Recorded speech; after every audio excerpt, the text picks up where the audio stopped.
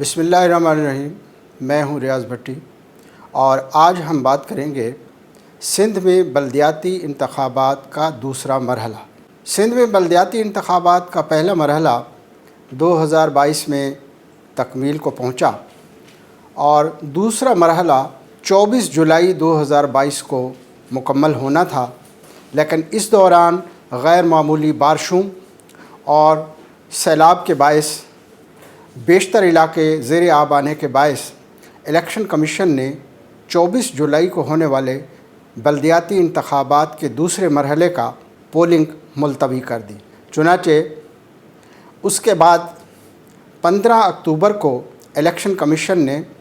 ری schedule کیا، 23 اکتوبر کو polling کرانے کا اعلان کیا، لیکن حکومت سندھ نے الیکشن کمیشن آف پاکستان کو ایک مکتوب لکھا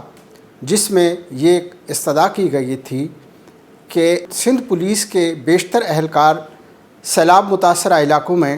سیکیورٹی ڈیوٹی پر ہیں، اس لیے الیکشن کے دوسرے مرحلے میں سیکیورٹی فورس فراہم کرنا حکومت سندھ اور سندھ پولیس کے لیے ممکن نہیں ہے، لہٰذا الیکشن کمیشن انتخابات کے اس دوسرے مرحلے کو ملتوی کرے، جس کی بنیاد پر الیکشن کمیشن آف پاکستان نے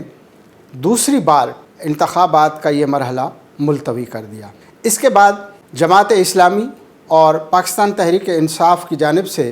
سندھ ہائی کورٹ میں ایک پٹیشن دائر کی گئی جس میں یہ استدعا کی گئی تھی کہ سندھ میں بلدیاتی انتخابات کو جان بوجھ کر ملتوی کیا جا رہا ہے، جس سے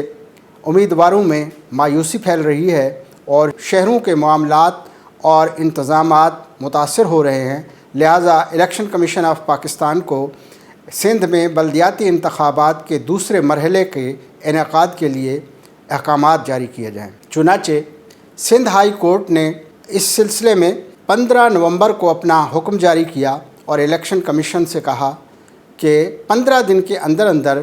سندھ کے بلدیاتی انتخابات کے دوسرے مرحلے کی پولنگ کا اعلان کیا جائے، جس کے بعد 22 نومبر کو الیکشن کمیشن آف پاکستان نے عدالت عالیہ کے احکامات کی تکمیل کرتے ہوئے 15 جنوری 2023 کو انتخابات کے دوسرے مرحلے کے لیے پولنگ کا شیڈول جاری کر دیا۔ لیکن دوسری طرف متحدہ قومی موومنٹ نے عدالت عالیہ میں ایک پٹیشن دائر کی جس میں یہ موقف اختیار کیا گیا کہ سندھ کے بلدیاتی انتخابات سے قبل حیدرآباد اور کراچی میں حلقہ بندیاں درست کی جائیں اور قانونی اصلاحات کی جائیں جس کے تحت منتخب بلدیاتی نمائندوں کو زیادہ سے زیادہ اختیارات تفویض کیے جائیں، اور اس سے پہلے بلدیاتی انتخابات کے انعقاد کو منسوخ کیا جائے۔ سب سے پہلے حلقہ بندیاں اور قانونی اصلاحات کی جائیں اور اس کے بعد الیکشن کا انعقاد کیا جائے۔ ساتھ ہی ساتھ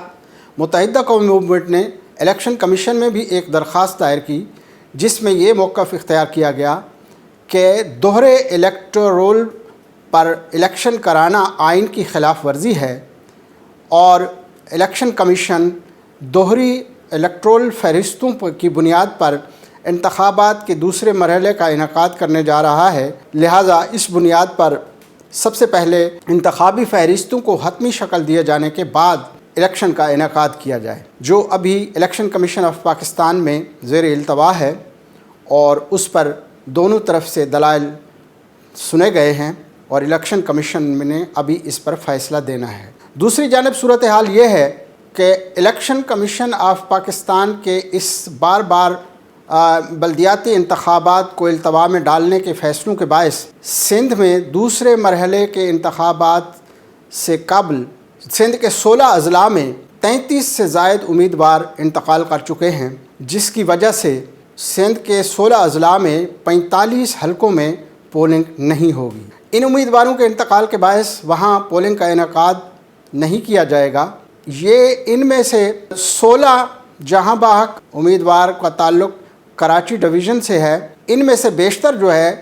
you C members, district council member, town committee members, chairman اور وائس چیئرمین کے عہدوں کے لیے امیدوار تھے۔ تو اس بنیاد پر سندھ کے بلدیاتی انتخابات کے دوسرے مرحلے میں الیکشن کمیشن کے اعداد و شمار کے مطابق 16 اضلاع میں 19,867 امیدواروں میں سے 704 امیدوار بلا مقابلہ منتخب ہو چکے ہیں۔ ان میں بیشتر U C chairman, U C members, district council members, chairman, vice chairman شامل ہیں۔ لہٰذا اس وقت صورتحال یہ ہے کہ انتخابات کے بار بار التوا کے باعث صوبہ سندھ میں اس سے قبل پہلے مرحلے میں منتخب ہونے والے امیدواران ابھی تک حلف نہیں اٹھا سکے، کیونکہ یہ انتخابات کا مرحلہ مکمل ہوگا تو اس کے بعد وہ آئینی طور پر حلف اٹھائیں گے اور اپنے عہدوں کا چارج سنبھالیں گے اور کام شروع کریں گے۔ اسی بنیاد پر جماعت اسلامی نے کراچی میں 2 روز قبل ایک بہت بڑا احتجاجی مظاہرہ کیا، اور احتجاجی مظاہرے میں انہوں نے وزیر اعلیٰ ہاؤس جانے کی کوشش کی، لیکن انتہائی سخت سیکورٹی کے باعث وہ وزیر اعلیٰ ہاؤس نہ جا سکے۔ لیکن اس مظاہرے کے دوران سندھ کے وزیر بلدیات سید ناصر حسین شاہ جماعت اسلامی کے مظاہرے میں پہنچے، اور انہوں نے وہاں جا کر اپنا موقف بیان کیا اور جماعت اسلامی کی قیادت کو بتایا کہ پیپلز پارٹی کی حکومت کبھی نہیں چاہتی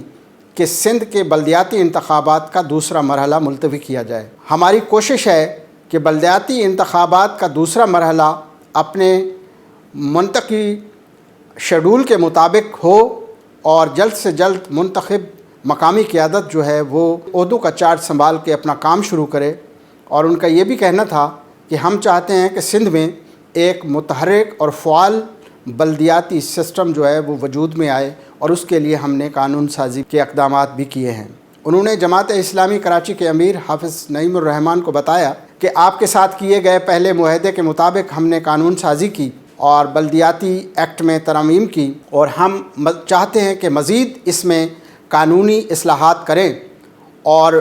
بہت سے اختیارات جیسے تعلیم، صحت، فراہمی آب اور نکاسی آب جیسے شعبے جو ہیں وہ بلدیہ کو سپرد کیے جائیں۔ تو اس کے لیے ہم کوشش کر رہے ہیں اور ہم اپنے وعدوں کی پاسداری کریں گے۔ حافظ نعیم الرحمان نے